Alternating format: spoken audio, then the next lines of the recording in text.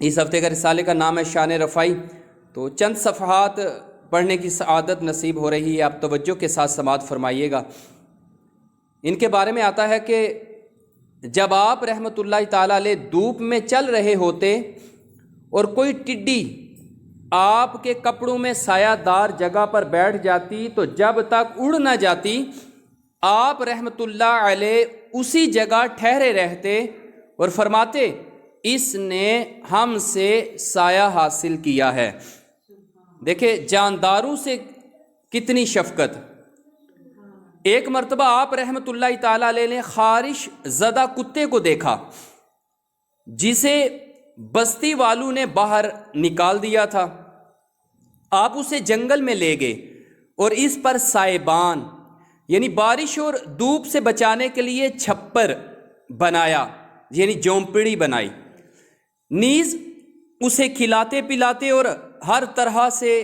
اس کا خیال رکھتے رہے، حتیٰ کہ آپ رحمۃ اللہ تعالیٰ علیہ کی بھرپور توجہ کے نتیجے میں جب وہ تندرست ہو گیا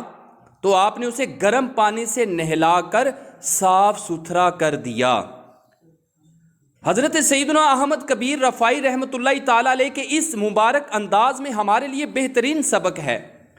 لہٰذا ہمیں بھی چاہیے کہ انسان تو انسان جانوروں سے بھی بد سلوکی نہ کریں اور ان کے ساتھ حسن سلوک سے پیش آئیں۔ کیا خبر ہمارا یہی عمل اللہ پاک کی بارگاہ میں قبول ہو جائے اور ہماری مغفرت اور بخشش کا ذریعہ بن جائے۔ اللہ کریم کے آخری نبی صلی اللہ علیہ وآلہ وسلم نے فرمایا ایک فاحشہ یعنی بدکار عورت کی صرف اس لیے مغفرت فرما دی گئی کہ اس کا گزر ایک کتے کے پاس سے ہوا جو کنویں کے منڈیر کے پاس پیاس کے مارے ہانپ رہا تھا، قریب تھا کہ شدت پیاس سے مر جاتا۔ اس عورت نے اپنا موزہ اتار کر دوپٹے سے باندھا اور پانی نکال کر اسے پلایا تو یہی عمل اس کی بخشش کا سبب ہو گیا۔ حضرت سیدنا امام احمد کبیر رفائی رحمۃ اللہ تعالیٰ علیہ کا یہ بھی معمول شریف تھا کہ مریضوں اور اپاہجوں پاؤں سے معذور افراد کے پاس جاتے اور ان سے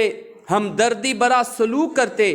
ان کے کپڑے دھوتے، ان کے سر اور داڑھی سے میل صاف کرتے، ان کے پاس کھانا لے جاتے، ان کے ساتھ مل کر کھاتے اور بطور عاجزی ان سے دعائیں کرواتے۔ جب آپ رحمۃ اللہ تعالیٰ علیہ گاؤں کے کسی شخص کی بیماری کا سنتے تو اس کے پاس جا کر اس کی عیادت کرتے، اگرچہ راستہ کتنا ہی دور کیوں نہ ہوتا اور کبھی کبھار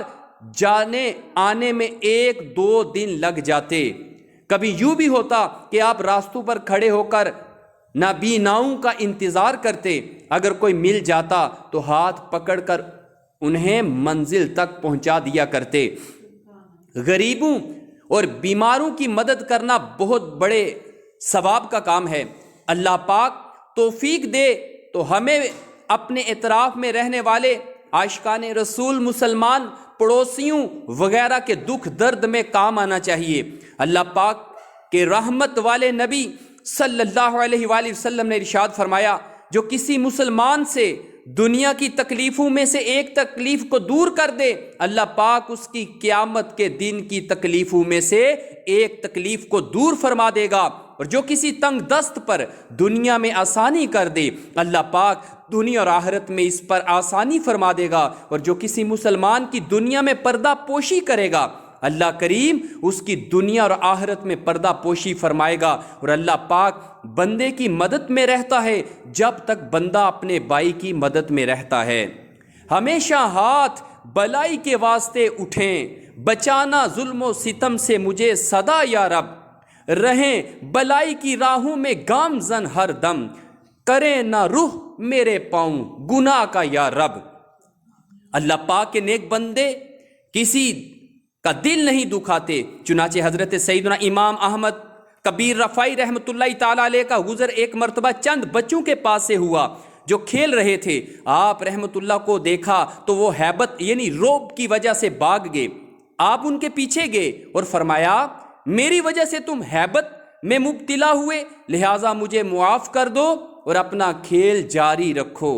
میرے اخلاق اچھے ہوں، میرے سب کام اچھے ہوں، بنا دو مجھ کو تم پابند سنت یا رسول اللہ۔ آپ رحمۃ اللہ جب کسی بڑی عمر کے شخص کو دیکھتے تو اس کے محلے والوں کے پاس جاتے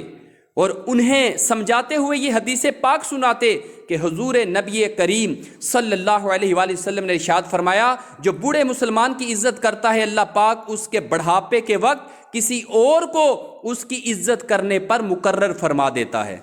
یعنی کوئی اگر بوڑھے کی اس لیے عزت کرتا ہے کہ وہ بوڑھا ہے تو اللہ تعالیٰ اس کی حفاظت کے لیے بھی ایک بندہ لگا دے گا جب وہ بوڑھا ہوگا۔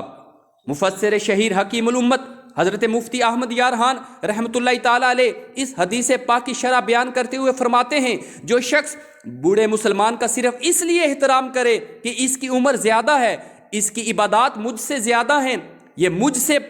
پرانے اسلام والا ہے، تو انشاءاللہ دنیا میں وہ دیکھ لے گا کہ اس کے بڑھاپے کے وقت لوگ اس کا احترام کریں گے۔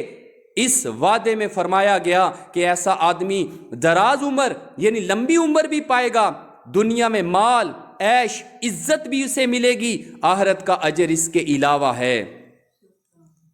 تو اللہ سے دعا ہے کہ جتنا درس آج سنا اللہ ان باتوں پر ہمیں عمل کرنے کی توفیق عطا فرمائے، آمین بجاہ النبی الامین صلی اللہ تعالی علیہ وآلہ وسلم۔